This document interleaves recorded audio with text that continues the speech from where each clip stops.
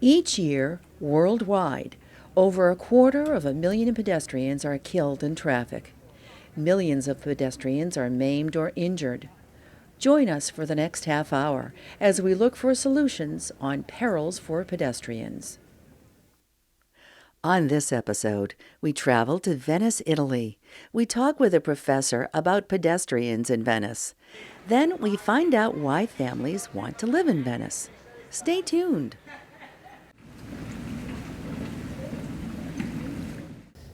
We're in Venice talking with Marcello Mamoli. What do you do here? I am a professor, associate professor for planning in the Università UOV di Venezia, the Faculty of Architecture of this city. What got you interested in pedestrian movements? Well, this is a field of research that I follow since I was in the university, and it's one of my topics with the street mobility and the design of squares and open space for people. We did a research for the Ministry of University and Research a few years ago about the behavior of pedestrians in many cities, and we were charged with our group to monitor the events, mass events in Venice and the ordinary life. And we published a report on this recently. What are the characteristics of Venice that make it a little different for pedestrian movement than in a lot of cities that were built on a street grid?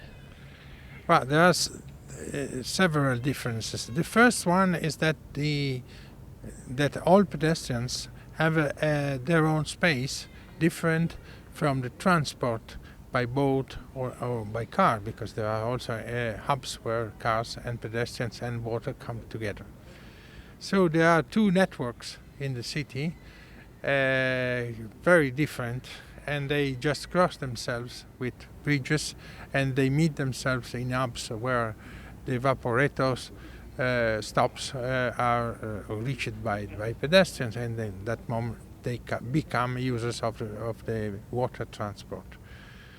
So this speciality allows pedestrians to be very happy with their way of moving. Children grow up with the idea of a friendly space because of just having older pedestrians in front of them. But on the other side, it's not so happy as it looks like from the outside, because sometimes we have acqua alta, swallow water. So we have flooded parts of the city, and this means that you cannot follow your path, but you must know your reserve path or the emergency path, or you need boots to go home at the right moment. And this means that part of the city, for more or less 100 times per year, is alarmed because of the high water. That is very seldom very high water, so very problematic. But anyway, you must always watch the tide provisions, forecasts. The second question is that in case of mass events, the number of pedestrians becomes very, very high, and so there you have to face crowds that in certain hubs can crunch and have a sort of pedestrian jam. So the local police can manage this because they know of those problems, and they prepare them for these kind of events. Anyway, a certain planning is necessary, serious professional planning to avoid problems. We have also a fixed network that changes in this city, that apparently never changes. We have a fixed network, that is the stone Calli and Campi, so it means street or alleys and squares. But only 3 bridges before the Calatrava one, now 4 bridges that condition any kind of movement, a trip within the city. Exceptionally, we have extra bridges in case of religious events. So Redentore is a sort of a religious celebration. You have a 300 meters long bridge from the Zattere to the island of Giudecca, where the Redentore Church stays. Or you have a 30 meters special bridge on the Salute celebration. This is the Holy Our Lady of the Salute, a sort of thanksgiving about the termination of pest in 1600. And so the pilgrims that are only from Venice or Venetian that come from other countries or the countryside, but they go to the sanctuary through this special bridge. It is a floating bridge. So in that case, the scheme changes and the path changes. Otherwise, the paths are linked to the system of the bridge, the main bridges. So there are 3 important and dominating main paths through it. Inside the city, you have district networks, very small, very spongious. You can go almost everywhere, but you remain in the district. If you want to use the city, you need to cross one of the 3 bridges along the Grand Canal. I say 3 because the 4th, the Calatrava, joins only the station and the Piazzale Roma terminus, the car terminus. So this has become a big, unique hub where all movements from the background come to Venice. But all the rest is in this way. 3 bridges cross the canal where it's needed to use all the city. How are you able to research how pedestrians move through the city? Yes, we studied the behavior of pedestrians when they are in movement, and we established as an hypothesis, a work hypothesis, that they have a sort of a proxemic space. And to establish how much space you need to feel quiet and move comfortably, we decided that it's more or less the same space you open your arms. And this is a sort of a circle you have around you in your mind. And if anybody is inside this circle, you must or love him, or hate him, or fear him, or doesn't matter. So this is your space. You move, you have a direction. Nobody moves loosely. Everybody moves, even if you are just having a stroll. You anyway are looking at something. You have small objectives, etc. We had proofs of this, even in St. Mark's Place during the carnival. People are not going anywhere, just getting around the square to show themselves with their dresses and masks, etc. But even in that case, the movement is rather rational, not just the children move maybe in a different way. But when the crowd becomes thicker, we needed a special model that has been taken from the flux of granular materials, so granular flux. And in the team we had a expert of physics, mechanics.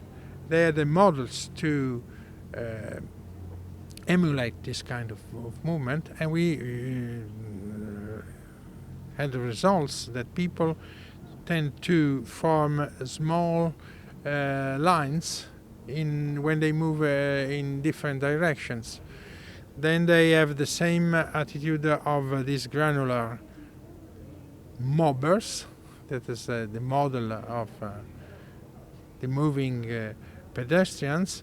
When you get into a doorway or in a restriction, so you have a sort of a slow down and then a sort of acceleration when you pass by, like getting out from a church or from the cinema. So we the group, was able to decide a sort of simulation of the pedestrian, and so we were able to reconstruct movements that were very complicated. We were able to detect and describe what 7,000 people were doing within St. Marcus Place in the center of the city during the carnival on the top of this event. Because after a sort of tuning of this model, we get the right tune, let's say like that. About the speed of this movement, of course, it's very different if you are going to take a train and you think to be busy, or if you are having just a stroll. Anyway, the average in Venice is about 3.6 kilometers per hour. You can have people that walk at 6 kilometers per hour, but they have a different way of moving, etc., and normally don't take the crowded paths, because of course they have to stop, to wait. In this movement, bridges are very helpful to cross the canals your path meets, but they are a very difficult to slow down for crowds and for people that have special needs. For instance, children in a pram, handicapped people. Venice for handicapped people might be a very interesting city if you are in the right place in the right moment, or horrible city if you are in the wrong place in the wrong moment. Because if you have a wheelchair, this bridge is sort of a mountain. And there were made experiments to tackle this obstacle, and these experiments were very pitiful. Because if you see in Ponte delle Guglie, there are stairways that are absolutely useless for anybody, even for handicapped people. It doesn't work. So we must accept that Venice might be the right city for handicapped if they choose to live in a particular district along a particular path, and then to shift to the public transport where the right vaporetto can help you. It's only the big ones, because you can roll in and roll out. The small ones that you need the stairs, very steep stairs, and this is not at all the right way. So children are used to use the bicycle, the toy bicycles, but any kind of bicycle is not allowed. No other wheel means except a small cart for transporting things. So there is the positive, largely positive, but there are also a negative side of the being in this way in Venice. What sort of patterns do you see in the way that tourists move? Since on a typical day, what portion of the population of the city is tourists on an average day? The population of the city has contact with tourists just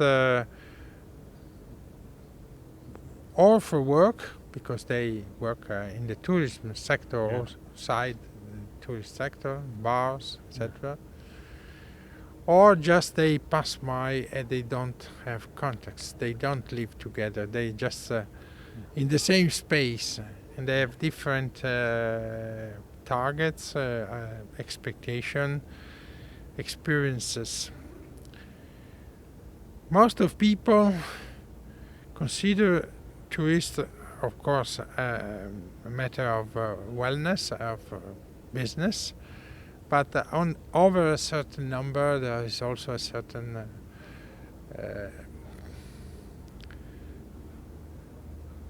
they're a little bit fed up of this, because of course you go into the Vaporetto, you find the Vaporetto completely full of tourists, etc. This is the matter of discussion in the city. Of course, Venice would not live without tourists. This is absolutely sure. It has been like that for a long time, and will be in the future totally. But the tourists follow the main paths, exactly like Venetian. Since the three main paths are obligatory, you are compulsorily obliged to cross at Rialto or at Scalzi or Calatrava Bridge or Accademia Bridge. There's no alternative. And around those bridges you have the main squares, the main CBD features, and so they need to meet themselves. It would be a little bit better from the point of view of quality of moving if there were not so many occasions to crowd up people, but to disperse a little bit people.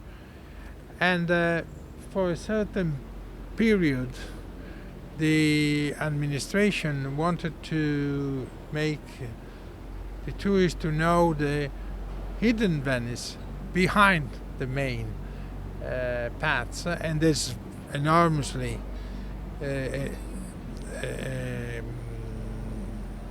to see from the art point of view, handicraft, etc. You can do a lot of things. But we must mind that the tourists are also led by guides, and so they drive you where the most interesting or the most of the business is. So if you want to go to Murano, you never will be free to stroll without being called into a glass factory, etc. You must be alone or little group, otherwise people are already calling in. So there is the self-standing tourist is rare, and there is the mass tourist. The mass tourist is driven here and there by boats, by guides, the guides also by YouTube, by any other means of communication, and so necessarily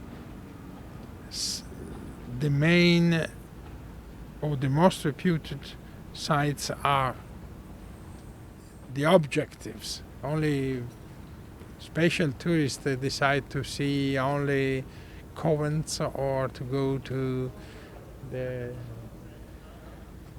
island of San Giorgio and have there a day experience. Everybody wants to see San Marco, Procuratie, eat something, of course, etc. Have you been able to use pedestrian counters and GPS, geographical positioning satellite, to track pedestrians? Our research was made largely by using GPS, but only 5-6 years ago GPS had enormous difficulties in the labyrinth of Venice. But just passing from the first phase of the research to the second, 2007 to 2010, 2011, the evolution of GPS showed us that what was absolutely impossible in the first phase was very easy in the second. This doesn't mean that it is all perfect now. We still have problems because the labyrinth is very narrow, very thick, and still poses questions. Anyway, I think that now the normal GPS, TomTom, etc. device could help tourists in Venice for the main tracks. Sometimes you can miss the satellite, and so you need to have a second call or a second attempt in getting it. But I say also that getting lost is the game of Venice. To get lost and then to find out again your path, and then you get again lost, and then to go from the narrow space to the big space, from the dark to the light. And this is Venice. Something more simple, more predictable is not Venice, it's something else. Maybe beautiful, but not Venice.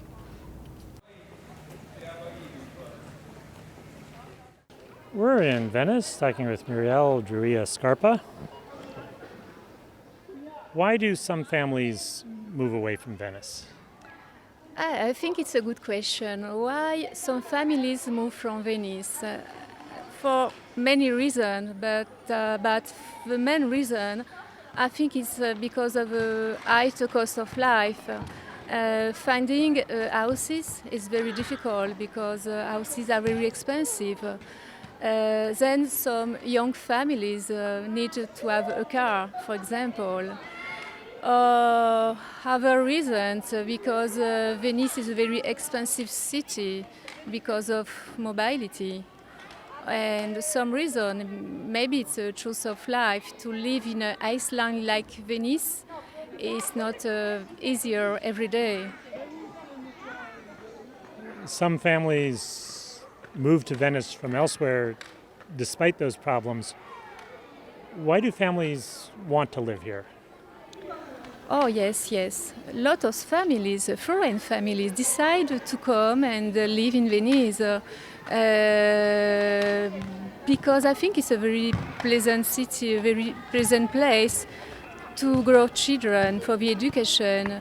It's a very quiet place and you are surely a very high quality of life for children, for safety, and just look at around you. It's a very aesthetic city. It's a beautiful city, and it's a sort of luxury to live in Venice.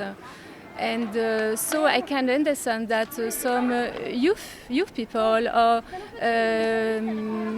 new families decide to come to live here because Venice represents the ideal city for a lot of families, for the education of your children. Is a very the environment is a positive environment, quite safe, nice, and livable. There are a lot of livable squares, like such as the square San Giacomo dell'Orio, for example, or Santa Maria Formosa. After school, children can, in a free way, to meet each other, to play, without the presence of the babysitter or the parents. They can move alone on the water bath because there is a very good safety and security. At around 10 years, at the age of 10, children can go to the beach alone, for example. It's not possible. It's a normal city, it's a normal situation. And for artists and creative people, I think Venice is a very is a stimulate city. if you need to create, to write, to build something, to imagine something, Venice is a very, very stimulating place to create, to find new ideas, to live in a different way, because in Venice you live in a different way. It's a sort of refuge, a dangerous refuge. So you need to go out often from Venice. What sort of sense of identity do residents of Venice have? Oh, I think the identity is very strong. It's stronger in Venice. For one person that's born and that stay in Venice, the sense of belonging to the island, to Venice city, is power, because it's a protective city. So a child feels a sensation of security, or during the education. And when Venetian people leave from Venice, I think it's difficult because they don't. They must discover another dimension, another way of life, and the sight, vision, and sound vision of Venice, because of the stone, of the water, is very peculiar, very specific to the Venetian context. I think you can't find another context similar to Venice.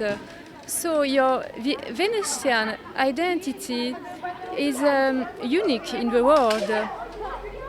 I think so. So it's very difficult, I think, to leave Venice for Venetian people. Visit us on the internet at www.pedestrians.org.